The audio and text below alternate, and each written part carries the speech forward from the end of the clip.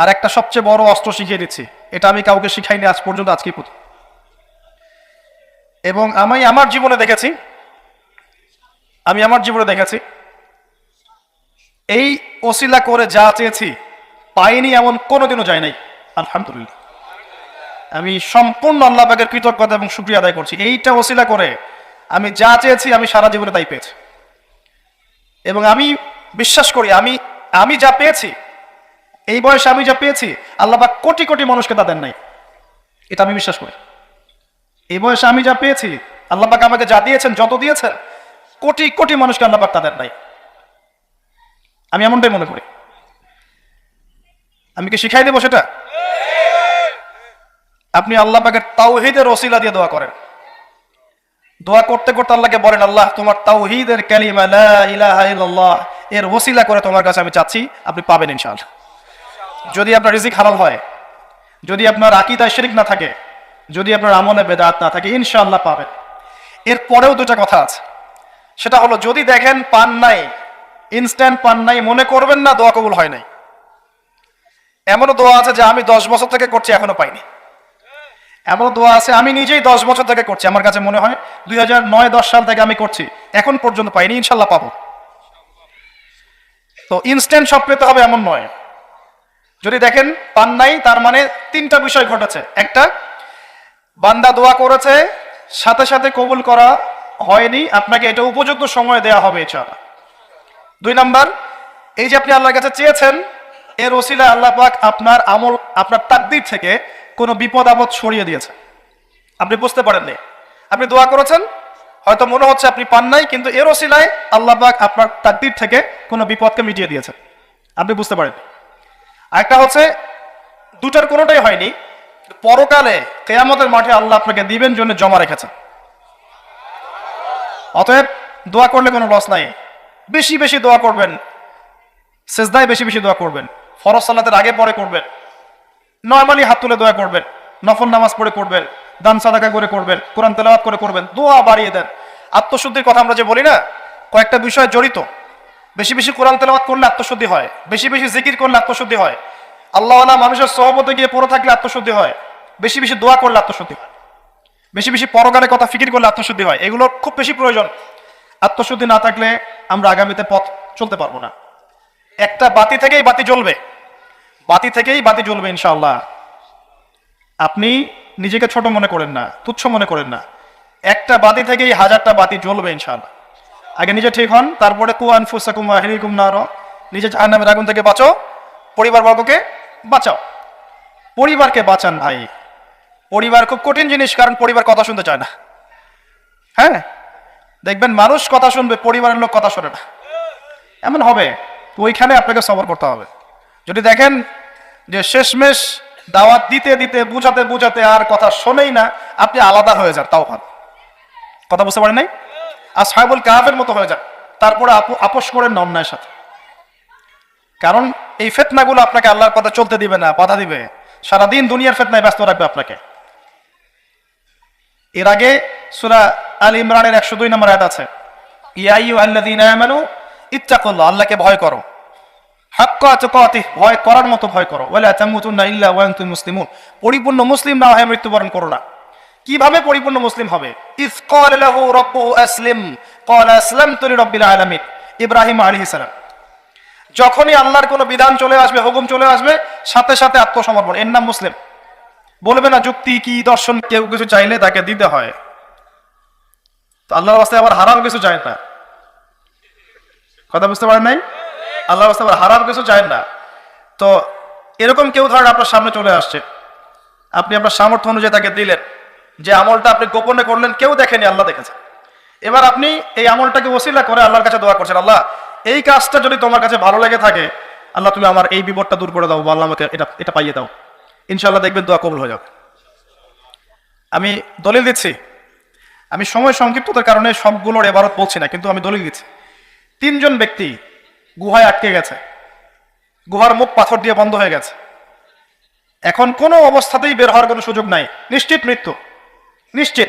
এই সময় 3 জন বলছে যে এখন কোনো অপশন নাই, আমাদের যদি কোনো ভালো কাজ থেকে থাকে, ওর ওসিলা দিয়ে দোয়া করলে আশা করা যায় আল্লাহ পাক বিপদ থেকে আমাদেরকে উদ্ধার করতে পারেন। একজন দোয়া করছে, আল্লাহ আমার বৃদ্ধ পিতামাতা ছিল, ওই যে বললাম শুরুতে আমার বৃদ্ধ পিতামাতা ছিল, আমি সারাদিন কৃষিকাজ করতাম, রাখাল ছিলাম, ছাগল প্রতিপালন করতাম, দুধ ধোয়ায় না, দুধ ধোয়াতাম, যতক্ষণ আমার মাকে না পান করিয়েছি আমি কখনো দুধ পান করি না। বাসায় ফিরে গেছি, মাকে দুধ পান না করানো পর্যন্ত আমি পান করি নাই, বাবাকে না পান করানো পর্যন্ত আমি করি নাই। একদিন আমি বাসায় গিয়েছি, আমার সন্তানরা কান্নাকাটি করছে খাবারের জন্য, কিন্তু আমার মা ঘুমিয়ে গেছে। আমি মাকে দুধ পান না করিয়ে বাচ্চাদেরকেও দুধ পান করাই নাই, তারা কাঁদতে কাঁদতে ঘুমিয়ে গেছে। আল্লাহ, এই কাজটা যদি তোমার কাছে ভালো লেগে থাকে, এই গুহার মুখ থেকে আমাদেরকে আজকে উদ্ধার কর। পাথরটা একটু সরে গেল। পাথর আল্লাহর হুকুম শোনে না? পাহাড় দেখেছেন? পাহাড়ের ভিতর থেকে যে পানিগুলো বের হয়, মিষ্টি পানি, এর কোনো উৎস আছে? কোনো উৎস নাই। গিয়ে দেখবেন উপরে কোনো উৎসই নাই। এমন না যে উপর থেকে পানি পড়ছে, এই পানিটা এসে সেখানে পড়ছে, পাহাড়ের ভিতর থেকে পানি বের হচ্ছে। এগুলো কিভাবে সম্ভব? আল্লাহ পাকের কুদরত। তো পাথরের মুখটা সরে গেল, পাহাড়ের ওখান থেকে গোয়ার মুখ থেকে পাথরটা একটু সরে গেল, কিন্তু বের হওয়ার জন্য এনাফ না। আরেকজন বলছেন, আল্লাহ আমার একজন চাচাতো বোন ছিল, কাজিন। যুবকরা ভালো করে শোনেন, যদি জিনা ছাড়তে পারেন এবং হারাম সম্পর্ক থেকে বের হয়ে আসতে পারেন, আল্লাহ পাক আপনাকে সাক্ষাৎ মৌতের হাত থেকে বের করতে পারে। ওই যুবক বলছে, আমার একজন চাচাতো বোন ছিল, অত্যন্ত সুন্দরী, আমি খুব করে তাকে চাইতাম যে আমি যেন তাকে পাই। আমি তাকে প্রপোজ করলাম, খারাপ প্রপোজ, বিয়ের প্রপোজ নয়, হারাম প্রপোজাল। সে বলল যে আমাকে যদি 100 স্বর্ণ মুদ্রা দিতে পারো তাহলে আমি রাজি। সে 100 স্বর্ণ মুদ্রা অনেক কষ্ট করে কামাই করে সে ওই মেয়েকে দিল। একা পেয়েছে মেয়েকে, তার চাচাতো বোনকে সে সেই স্বর্ণ মুদ্রা দিল। দেওয়ার পরে সে অবৈধ কাজ করার জন্য প্রস্তুতি নিয়েছে।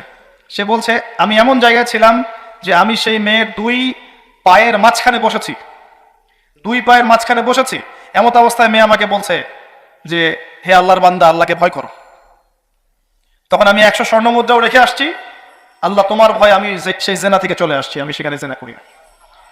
আল্লাহ, এই কাজটা যদি তোমার সন্তুষ্টির জন্য করে থাকি, আল্লাহ আজকে আমাদেরকে সাক্ষাৎ মৌতের হাত থেকে বাঁচাও। এই পাথর আরো সরে গেল। এখান থেকে যুবক ভাইদেরকে বলবো যে নাম্বার ডিলিট করে দেন, সবকিছু ডিলিট করে দেন, আপনাকে আল্লাহ পাক ওই বাচ্চা ওই 3 জন যুবকের মতো করে বাঁচাবেন ইনশাআল্লাহ। আপনার যে কোনো দোয়া কবুল হবে ইনশাআল্লাহ। আপনার যে কোনো দোয়া কবুল হবে যদি আপনি জিনা ছাড়তে পারেন। আল্লাহ পাক বলেছেন, ওয়ালা তাকরাবু জিনা, ধারের কাছেও যেও না, করোনা নয়, ধারের কাছেও যেও না। আর আমরা বলছি কাছে আসার গল্প, এরা কত বড় লম্পট, চিন্তা করে দেখেন। আল্লাহ বলেছেন লা তাকরাবু জিনা, জিনা এটা, এর কাছেও যেও না।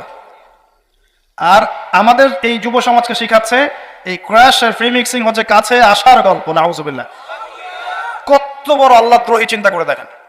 ইকোনমিক্যালি বয়কট করে দেন, ইকোনমিক্যালি বয়কট করেন, কিনবেনই না প্রোডাক্টটা, যাবেনই না ধারের কাছে। সরাসরি যারা আল্লাহর কোরআনের আয়াতের বিরোধিতা করবে, আপনি ধার কাছেই যাবেন না, এদেরকে বয়কট করে চলবেন, একা চলবেন, কোনো সমস্যা নাই। কি সমস্যা? নিমের ডাল দিয়ে দাঁত মাজবো, কি সমস্যা? নিমের দাঁত আছে না, এর দাঁত মাজবেন, কি সমস্যা? যাবেন না, সব যায়েন না। লাখ লাখ কোটি কোটি মানুষ যায়েন না, দেখবেন কয়েকদিন পর ভুল স্বীকার করে বলবে ঠিক আছে, ভুল হয়ে গেছে। প্রতিবাদ করতে পারি না। ওই যে মুসলিমরা যদি তেলটা বন্ধ করে ফেলতো, যে তেল দিব না, সুয়েজ খাল দিয়ে কাউকে যাইতে দিব না, অমুক দিক দিয়ে রোড বন্ধ করে দেব, দেখতেন সব সিধা হয়ে গেছে। হ্যাঁ, আমরা পারি নাই, যে আমরা ওই জায়গাগুলো তো পারিনি, আমরা আপোষ করে ফেলছি, এই কারণে আমাদের এই অবস্থা হয়েছে। আল্লাহ পাক আমাদের ইমানি জজবা দান করুন। আরেকজন ছিল, সে বলছে যে তার একজন কর্মচারী ছিল, কর্মচারী কিছু বেতন পেত, ধরেন মাসিক বেতন ধরেন 5,000 টাকা 10,000 টাকা এরকম পেত। সে ওই বেতনটা না নিয়ে চলে যায়, তখন মালিক এই বেতনটার টাকা দিয়ে কিছু পশু কিনেছে, গবাদি পশু। পরে আস্তে আস্তে আস্তে আস্তে এগুলো বৃদ্ধি পেয়েছে। কথা বুঝতে পারছেন? অনেক দিন পর সেই শ্রমিক এসেছে, এসে বলেছে আমার সেই পারিশ্রমিক আমাকে দেন। তখন এই মালিক বলছে সমস্ত গবাদি পশুই তোমার।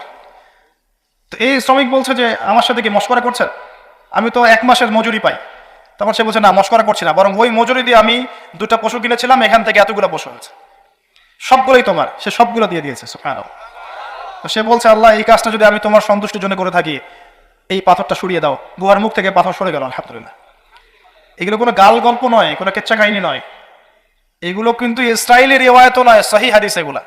নবী সাল্লাল্লাহু আলাইহি ওয়াসাল্লাম হাদিসগুলো বলেছেন, এক সরিষা দানা পরিমাণ মিথ্যা নাই এখানে। এখান থেকে বলতে যাচ্ছিলাম, দোয়া কবুলের অন্যতম একটা উপায় হচ্ছে আপনি কোনো ভালো কাজ করেন গোপনে, যেটা আল্লাহ ছাড়া কেউ জানে না, ওর ওসিলা করে আপনি আল্লাহর কাছে যান, দোয়া কবুল হবে ইনশাআল্লাহ। আরেকটা অপশন হচ্ছে আল্লাহ পাকের যে নাম এবং সিফতগুলো আছে এগুলোকে ওসিলা করে দোয়া করা। যেমন, আল্লাহ তোমার রহমান নামের ওসিলায় আমি তোমার কাছে দয়া চাচ্ছি, তোমার আল গফুর নামের ওসিলায় আমি ক্ষমা চাচ্ছি, তোমার আর রাজ্জাক নামের ওসিলায় আমি রিজিক চাচ্ছি, ওয়াহাব নামের ওসিলায় আমি সন্তান চাচ্ছি, ইত্যাদি। কথা কি বুঝতে পারছেন? যে নামের সাথে যে বিষয়টা যায় এটা ওসিলা করে আপনি দোয়া করলে ইনশাআল্লাহ তাআলা আপনি আপনার ফলাফল পাবেন।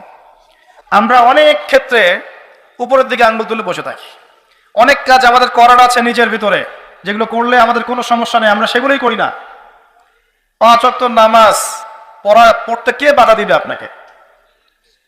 আপনি আপনার পরিবারে বোরখা পর্দা রাখবেন, কেউ বাধা দিবে আপনাকে?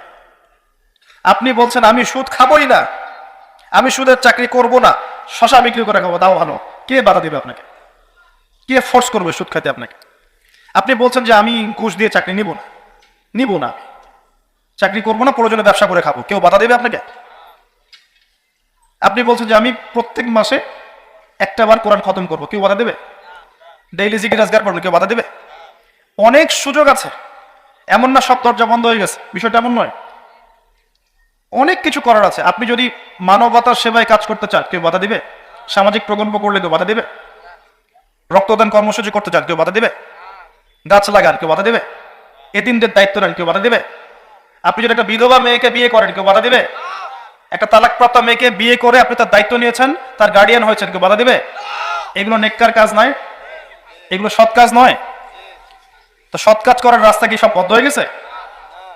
আল্লাহ পাক এজন্যই বলেছেন, ইয়া আইয়ুহাল্লাযীনা আমানু, হে মুমিনগণ, আলাইকুম আনফুসাকুম, তোমরা নিজেদের আত্মশুদ্ধির খবর নাও, নফসের খবর নাও। লা ইয়াদুররুকুম মান দাল্লা ইন ইহতাদাইতুম ইলাল্লাহি মারজিউকুম জামিআন ফায়ুনাব্বিহুকুম বিমা কুনতুম তা'মালুন। আসেন, জুমার এই দিনে অনেক আমল আছে যেটা আপনাকে আল্লাহর কাছাকাছি নিয়ে যাবে ইনশাআল্লাহ, রাসূল সাল্লাল্লাহু আলাইহি ওয়াসাল্লামের সুপারিশ পাইয়ে দিবেন ইনশাআল্লাহ। তার মধ্যে একটা কাজ হচ্ছে বেশি বেশি দরুদ পড়া। পারবো ইনশাআল্লাহ? আপনি একটা টার্গেট নেন যে আমি এই জুমার দিনে 100 বার দরুদ পড়বো, পড়া যাবে? কেউ বাধা দিবে? আমি বলছি না 100 বারই পড়তে হবে, এটা আমি বলছি না, কিন্তু আমি সংখ্যা ফিক্স করতে বলছি না। আপনি একটা টার্গেট নিয়েছেন যে আমি 100 বার মিনিমাম পড়বো আজকে, কেউ বাধা দিবে? এটা কি বেদাত হয়ে যাবে? আচ্ছা, জুমার দিন অন্যতম একটা আমল হচ্ছে, অন্যতম আমল সেটা হলো জুমার সলাতের জন্য, ভালো করে শোনেন, জুমার সলাতের জন্য আগে আগে মসজিদে যাওয়া। আমরা কি করি, প্রথম রাকাত হয়ে গেছে, দ্বিতীয় রাকাতে শেষ বৈঠক বাকি আছে, তোপ দিয়ে মসজিদে যা। অনেক মুসল্লি দেখবেন জাস্ট নামাজটা শুরু হওয়ার আগে আগে মসজিদে ঢুকবে। অথচ নবী সাল্লাল্লাহু আলাইহি ওয়াসাল্লাম বলেছেন, জুমার দিনে কেউ যদি সকাল সকাল উত্তম রূপে গোসল করে, উত্তম রূপে গোসল কোনটা এটা জানেন তো? আমরা ফরজ গোসল যেমন করে করি, এটা সর্বোত্তম গোসল। উত্তম রূপে গোসল করেছে, সবচেয়ে সেরা জামাটা পরেছে, সবচেয়ে সেরা উত্তম পোশাকটা। আমরা মসজিদে যাওয়ার সময় সবচেয়ে খারাপ পোশাকটা পরি। আর যদি দেখা যায় কোনো পলিটিক্যাল নেতা দাওয়াত করেছেন, সবচেয়ে সুন্দর কাপড় পরে গেলাম, দাঁড়ান, আপনি আল্লাহর সাথে মসজিদে দেখা করতে যাচ্ছেন, কেন সবচেয়ে নোংরা জামাটা পরে যান? আপনি সবচেয়ে উত্তম পোশাক পরে যাবেন। দলিল দিব, ওই যে হাদিসে জিবরাইল আলাইহিস সালাম মসজিদ নববীতে আসলেন, এসে নবী সাল্লাল্লাহু আলাইহি ওয়াসাল্লামের হাঁটুর সাথে হাঁটু লাগিয়ে বসলেন। ওই হাদিসের মধ্যেই আছে, দেখবেন, রাজুলুন শাদীদুল বায়াদু সিয়াব, একদম উত্তম ধবধবা কাপড় পরে সে মসজিদে এসেছে, প্রমাণ। তো জুমার দিনে যদি আপনি সবচেয়ে সেরা সুন্দর পোশাকটা পরেন, আগে উত্তম রূপে গোসল করেন, আতর খুশবু ব্যবহার করে আপনি খুতবা শুরু হওয়ার আগেই, খুতবা মানে বয়ান, এটা শুরু হওয়ার আগেই আপনি পায়ে হেঁটে মসজিদে আসেন, ইমাম সাহেবের কাছাকাছি বসেন এবং মনোযোগের সাথে তার খুতবা শোনেন, কাউকে কষ্ট না দেন, এমনকি কারোর সাথে এতটুকু